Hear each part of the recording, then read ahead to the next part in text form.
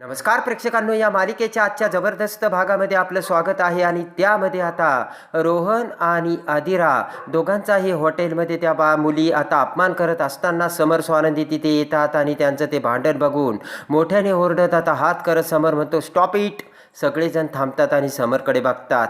आणि इकडे आता मलिका म्हणते हे दोघं तर निघून गेले होते, परत कसं काय आले अंशुमन म्हणतो मला तेच काही कळत नाही. आता इकडे समर म्हणतो की जर तुम्ही कोणाच्याही अंगाला हात लावला तर आजची रात्र तुम्हा सगळ्यांना तुरुंगात काढावे लागेल. आणि लगेच आता समर म्हणतो एकाच मिनिटात तुमचा हा सगळा हब बंद करून टाकेन मी. आणि समर म्हणतो माणसं आहात की कोण आहात तुम्ही. आणि लगेच आता समरला बघून त्या बायका म्हणतात हे समर राजवाडे आहेत ना. तर तो मुलगा म्हणतो हो हेच आहेत समर राजवाडे. तेव्हा आता समर म्हणतो कसं ओळखलं मला. तो मुलगा म्हणतो की ओळखलं सर. तर समर म्हणतो माझ्या कपड्यावरून. तर तो मुलगा म्हणतो नाही बिझनेसमध्ये तुमचे फोटो बघितलेत मी. आणि लगेच आता समर म्हणतो की चांगले फोटो का आले. मी चांगले कपडे घातले आणि या हब रेस्टॉरंटमध्ये आलो म्हणून माझे फोटो आलेत का.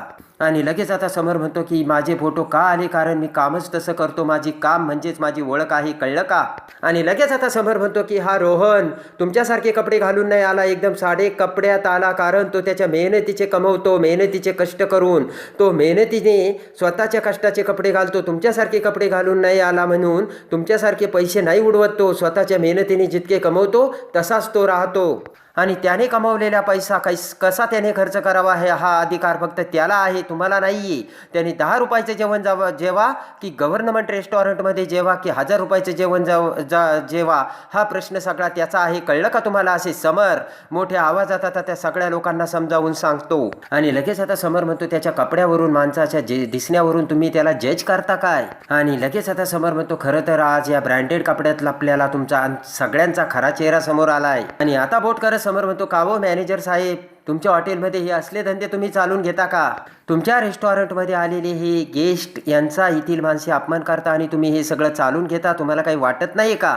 आणि बोट करत आता समर म्हणतो की मी तुम्हाला शेवटचं सांगतो की माझ्या फॅमिलीकडे कोणी वाकडं बोट करून जर बघितलं आणि कोणी जर त्यांना त्रास देण्याचा प्रयत्न केला तर तुम्हाला जेलची हवा खायला लावील. आणि लगेच आता समर त्या सगळ्यांना म्हणतो चला निघा आता. तर बाकीचे सगळे कपल्स आता बाजूला जातात. तर ती मुलगी म्हणते तुम्हाला काय हवं आहे, पहिलं आता यांची माफी मागा. आणि ती मुलगी म्हणते की हा मुलींकडे वाकड्या नजरेने बघत होता आणि नाचताना धक्के मारत होता. आणि लगेच ती मुलगी म्हणते की त्याला अगोदर माफी मागायला लावा. तर स्वानंदी म्हणते व्हॉट रॉबिश, माझा भाऊ तुमच्याकडे बघत होता. आणि स्वानंदी म्हणते की मुळात तो हे करणं शक्यच नाही आणि तुमच्याकडे बघायला तुमच्या अंगाला काय सोनं लागलं काय. आणि स्वानंदी म्हणते की माझा भाऊ अत्यंत चांगला आणि संस्कारिक मुलगा आहे, त्याच्या बायकोसोबत तो व्हॅलेंटाईन डे साजरा करायला आला आहे. आणि स्वानंदी म्हणते तो का तुमच्याकडे बघेल आणि मला कळतच नाही तुमच्यात ही अशी का विकृती आहे.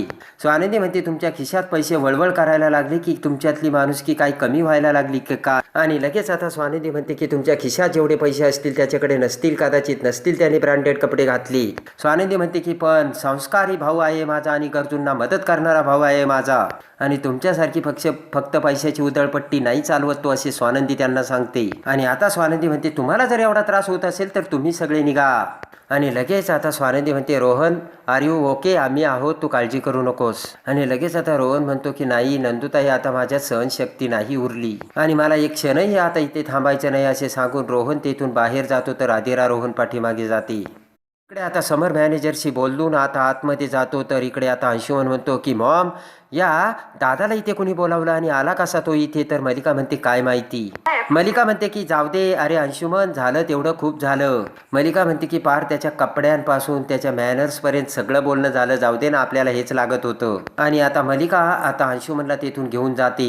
इकडे आता आदिरा ही रोहनला जात असताना समजावू लागते. आदिरा म्हणते ऐक ना रो. आणि रोहन म्हणतो की आदिरा दुसरीकडे व्हॅलेंटाईन डे नसता का साजरा झाला. आदिरा म्हणते तू चिडू नको. रोहन म्हणतो का नको चिडू. आणि लगेच आता रोहन म्हणतो की आदिरा प्लीज तू माझी लाईफस्टाईल बदलण्याचा प्रयत्न करू नकोस, बघितलं ना आज काय झालं ते. तेवढ्यात पाठीमागून स्वानंदी तिथे येते. आता स्वानंदी तिथे येते. तर रोहन म्हणतो की आदिरा त्यांनी माझी लायकी काढली आणि मला नाही सहन होत. तर आदिरा म्हणते सोडून दे ना, जाऊ दे ना रो. आणि आता स्वानंदी म्हणते की हे बघ रो, असं बोलू नकोस. तर रोहन म्हणतो का नको बोलू, आता मला खूप कंटाळा आला आहे, प्रत्येक वेळेस माझाच इन्सल्ट होतो ताई. आणि लगेच आता पाठीमागून समर तिथे येतो. तर आता रोहन म्हणतो मी बिल पे करून येतो. तर समर म्हणतो की ऑलरेडी मी पे केलं आहे. तर आदिरा म्हणते की मी तुमच्यासोबत येते पिंट्या दादा. तर समर म्हणतो का, तुम्हाला व्हॅलेंटाईन डे साजरा करायचा आहे ना. समर म्हणतो मग घरी जाऊन करा किंवा दुसरीकडे कुठेतरी जा. आता आदिरा म्हणते नाही होणार. तर रोहन म्हणतो का, आता गेला का मूड तुझा आदिरात, एवढं सगळं झाल्यानंतरही मी एन्जॉय करावा असं तुला वाटतंय का. तर आता आदिरा म्हणते की नको मग शांत राहू, बोलणार हो. तर रोहन म्हणतो की त्यापेक्षा तू माझं कधीतरी ऐकत जा. आणि आता आदिरा म्हणते की पिंट्या दादा मी तुझ्या कारमध्ये जाऊन बसते. आणि आदिरा तिकडे जाते. तर रोहन म्हणतो की ताई यामध्ये माझं काय चुकलं, माझा इन्सल्ट झाला ही का. आणि आता रोहनला स्वानंदी आणि समर समजावतात. इकडे आता मंदाकिनी सुस्मिता घरामध्ये असतात. मंदाकिनी एरझऱ्या मारत असते. मंदाकिनी म्हणते काय गेले असतील आता दोघे जण बाहेर आणि करत असतील पार्ट्या एकमेकांसोबत. आता मंदाकिनी म्हणते की सुस्मिता मी काय वेगळं बोलते का, रोहन घरी आला नाही अजून, फोन कर त्याला. आणि तेवढ्यात आता रोहन घरी येतो आणि पाणी पिऊ लागतो. तर मंदाकिनी म्हणते रोहन बाळा, अरे किती उशीर, काय चाललंय. आणि आता मंदाकिनी दरवाजाकडे बघते पण आदिरा आलेली नसते. आणि मंदाकिनी म्हणते की आदिरा कुठे आहे. तर रोहन म्हणतो ती गेली तिच्या घरी. तर मंदाकिनी म्हणते हा पार्टी केली असेल, आता तिला झोपायला फुलाची गादी लागत असेल, काम करायला नको आणि सासरला यायला नको. हात जोडत रोहन म्हणतो की आई आता बस झालं, माझा अंत बघू नकोस, ऑलरेडी माझं डोकं फिरलंय. तर मंदाकिनी म्हणते आता काय झालंय आणि मला एकटं सोड असे म्हणत रोहन आतमध्ये जातो. तर मंदाकिनी म्हणते हे बरं आहे यांचं. आणि इकडे आता अंशुमन आणि मलिका घरी येतात. आणि त्यानंतर मलिका अर्पिताला घडलेली सगळी हकीकत सांगते. ते ऐकताच अर्पिता गुलाबाच्या पाकळ्यांच्या आता मलिकांवरती वर्षाव करते आणि म्हणते की वाव मॉम, आणि तुझी तुलना कुणी करूच शकत नाही. तर मलिका म्हणते मग म्हणून या घरात मी टिकून आहे. आणि आता अंशुमन देखील खुश होतो. अर्पिता म्हणते ऐकूनच मला खूप मजा वाटली. तर अंशुमन म्हणतो ताई तू तिथे असायला हवी होतीस. आणि अंशुमन अर्पितासोबत डान्स करतो आणि म्हणतो की जर दादा आला नसता ना तर त्याला तिथे भांडीच घासावी लागली असती. आणि ते ऐकताच मलिका अंशुमनच्या पाठीवर हात टाकत म्हणते की रिलॅक्स अंशू, या लोकांना आपण भांडीसुद्धा घासायला लावू. आणि विचार करत मलिका म्हणते की जस्ट वेट अँड वॉच. आता इकडे समर स्वानंदी घरी येतात. समर म्हणतो की त्या ठिकाणी जे झालं काल रात्री ते अत्यंत चुकीचं होतं. एवढा रोहन सरळ समजूतदार मुलगा आणि काही चूक नसताना लोक त्याच्या अंगावर धावून जातात. समर म्हणतो की त्याच्यावरती संस्कार चांगले म्हणून तो काही बोलला नाही आणि सभ्यपणाने वागला, त्याच्या जागी दुसरा असताना तर स्वानंदी मॅडम त्याने ना सहनच केलं नसतं. आणि रोहनचं बरोबर आहे. समर म्हणतो की आदिरा हा अशा मोठ्या रेस्टॉरंटमध्ये जाण्याचा रोहनला का हट्ट करते तेच मला कळत नाही. स्वानंदी म्हणते एक मिनटं, यामध्ये आदिराचा काय दोष. समर म्हणतो दोष आहे ना, आपण ज्या व्यक्तीबरोबर जाणार आहोत त्याच्या आवडीनिवडी, त्याचे विचार हे ऐकायला हवेत ना. स्वानंदी म्हणते की आता आदिराचं लाईफस्टाईल आहे, रोहनने सुद्धा ॲडजस्टमेंट करायला नको का. समर म्हणतो हे तू काय आहे हा महत्त्वाचा नाही आणि जर तरच्या गोष्टींना काही अर्थ नसतो स्वानंदी मॅडम. चांगलं झालं किंवा वाईट झालं यामध्ये काहीच अर्थ नाही. आणि तिच्या लग्नाला झाले ना आता बरेच दिवस, ॲडजस्ट करायला हवं आदिराने. आणि स्वानंदी म्हणते की रोहनने सुद्धा. तर समर म्हणतो की आदिरामुळे तिच्या नवऱ्याचा अपमान झाला. आणि इकडे आता आदिरा ही रडत रडत आता मलिकाला मिठी मारते. मलिका खुश होते आणि मलिका आता अंशुमन अर्पिताकडे बघतात, दोघीही हसत असतात. आदिरा रडत असते आणि आदिरा तिथे घडलेली हकीकत सांगते. रोहन माझ्यावरती चिडला, माझ्याशी भांडला आणि त्याला जर कुणी बोलत असलं तर मला राग येणारच ना असे आदिरा सांगते. यामध्ये माझी काय चूक होती. तर मलिका आता आदिराला समजावू लागते. आणि आता इकडे मलिका म्हणते की डॉल तू कशाला त्याला बोलायचंस आणि असं वागायचं नव्हतंस तू. मलिका म्हणते त्याचा युगो ना हर्ट झाला असेल म्हणून तो असा वागला असेल. मलिका म्हणते तू एक काम कर ना, पुढच्या वर्षी व्हॅलेंटाईन डेला त्याला चौपाटीवर घेऊन जा, म्हणजे तो एकदम स्वतःला एकदम मस्त फील करेन. मलिका म्हणते त्याचं काय आहे ना, पुरुषांना हे असं आवडत नाही ग काही लोकांना. मलिका म्हणते की लग्न झाल्यानंतर हे बघ बेबी डॉल सगळं आपणच समजून घ्यायचं असतं. तर अर्पिता म्हणते मामा किती समजून घ्यायचं, प्रत्येक वेळेस आदिराने समजून घ्यायचं काही. ते आदिराने वक्ता घेतलाय का, त्याला सुद्धा काही लिमिट आहे की नाही असे आता अर्पिता अजून आगीत तेल टाकवते. अर्पिता म्हणते प्लॅनिंगही आदिराने करायचं, खर्चही आदिराने करायचा. आता आदिरा म्हणते की हे बघ अर्पिताताई, त्याच्या क्लासचा मला कधीच प्रॉब्लेम नव्हता. अर्पिता म्हणते तुला प्रॉब्लेम नाही आहे, त्याला प्रॉब्लेम आहे, तुला कळलं का? अर्पिता म्हणते मी तुला सारखं विचारत होते, तू त्याच्या बाबतीत खुश आहेस ना? शेवटी तू आमच्याशी भांडून त्याच्याशी लग्न केलं आणि मग काय झालं बघितलं ना आता परिणाम, असे अर्पिता आदिराला सांगते. अर्पिता म्हणते की थोडं सुद्धा तो रोहन समजून घेत नाही, काही जरी झालं तरी तुला समजून घ्यावं लागतं आणि ताई हे बरोबर नाही बरं का, असे आता अर्पिता सांगते. आणि आदिरा म्हणते की मला सुद्धा आता असं वाटायला लागलं, आय डोंट नो आता आमचं पटेल की नाही. ते ऐकताच आता अंशुमन आणि मलिका जाम खुश होतात आणि आदिराच्या मनातून सुद्धा आता रोहन उतरत चालल्याचे दोघांच्या लक्षात येते. आणि लगेच आता मलिका म्हणते नो डॉल नो, असा विचारही करायचा नाही डॉल. आणि पुन्हा आता मलिका आदिराला मिठीत घेत म्हणते डॉल असा विचारही करायचा नाही ग माझा सोना.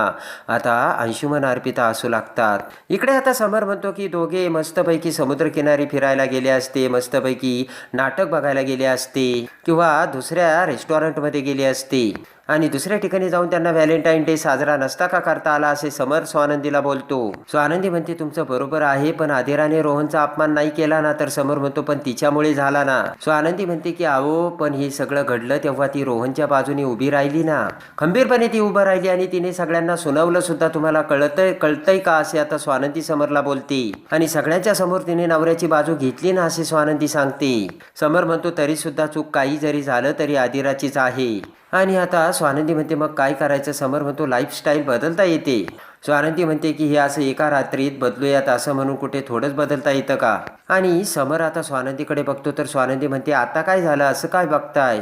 समर म्हणतो की माझ्या विरुद्धच बोलायचं असतं का? मी तुमच्या भावाची बाजू घेतोय कारण त्याला खूप वाईट वाटलं असेल, हे मला कळतंय.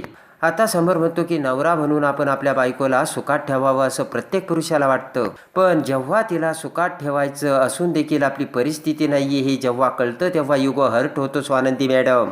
आणि समर म्हणतो मी सुद्धा तुमच्या माहेरची बाजू घेऊ शकलो असतो, मी सुद्धा विचार सांगितलं असतं की का नाही माझ्या बहिणीला घेऊन तुम्ही एका हॉटेलमध्ये गेलात म्हणून. समर म्हणतो पण मी त्याची बाजू घेतोय कारण हेच योग्य आहे. आता स्वानंदी म्हणते मी तुमच्या विरुद्ध बोलत नाही आणि मुळात इथे माझा भाऊ तुमची बहीण याचा मुद्दा सुद्धा नाहीये. स्वानंदी म्हणते की या प्रकारामुळे रोहनला वाईट वाटलं, याचा मला देखील त्रास होतोय. स्वानंदी म्हणते फक्त मी आदिराची बाजू समजून घेण्याचा तुम्हाला प्रयत्न करून दाखवते कारण नाण्याला दोन बाजू असतात. आणि स्वानंदी म्हणते जाऊ द्या आणि स्वानंदी बाजूला निघून जाते. तर समर स्वानंदीकडे बघतो आणि त्यानंतर आता दुसऱ्या दिवशी स्वानंदी उठून आता गणपती बाप्पाची पूजा करते आणि समरही तिथे आलेला असतो. आणि स्वानंदीला पूजा करत असताना बघून आता समर स्वानंदीला विचार करून बोलतो की बाप्पाकडे काय मागितलं? तर स्वानंदी म्हणते भावंडांचं सुख. आणि तेवढ्यात आता आजी रोहनला घेऊन आता तिथे येते. रोहनला बघताच आता समर आनंदी होतो आणि म्हणतो की सकाळी सकाळी रोहन तू इथे? तर लगेच आता रोहन म्हणतो की आज मी माझ्या बायकोला घेऊन जायला आलोय. तर समर स्वानंदी खुश होतात आणि आता आदिरा रोहन येताच आता खूप खुश होते आणि पटकन तिचा आवरून आता कपड्याची बॅग भरून आता रोहन सोबत आदिरा सुद्धा आता माहेरी जायला निघते. आणि एकदम आता आनंदात रोहन आदिराला घेऊन आता घराच्या दरवाजात येतो. आणि ज्यावेळेस स्वानंदीचे बाबा आता आदिराला बघतात तर आता लगेच आदिराला बघून स्वानंदीचे बाबा खुश होतात आणि म्हणतात की आदिरा तू आलीस? तर खुश होऊन हसतच आदिरा म्हणते एकदम कायमची बाबा. स्वानंदीचे बाबा म्हणतात की एकदम सकाळी सकाळी तू चांगलं सरप्राईज दिलं. तर मंदाकिनी म्हणते कायमची आली ना, नाहीतर जायची परत बॅग भरून निघून. तर आता रागाने आता आदिरा ही मंदाकिनीकडे बघते. तर आता आदिराला रोहन कायमच्या घरी घेऊन आलेला असतो. तेव्हा आता आदिरा आणि मंदाकिनीमध्ये बॅचअप करून आता पुन्हा एकदा नव्याने आदिरा ही रोहन सोबत कसा संसार सुरू करते आणि इकडे समर स्वानंदी कसे प्रेमाने एकत्र येतात हे बघण्यासाठी आणि या मालिकेच्या डेली अपडेटसाठी आपल्या चॅनलला लाईक करा, सबस्क्राईब करा.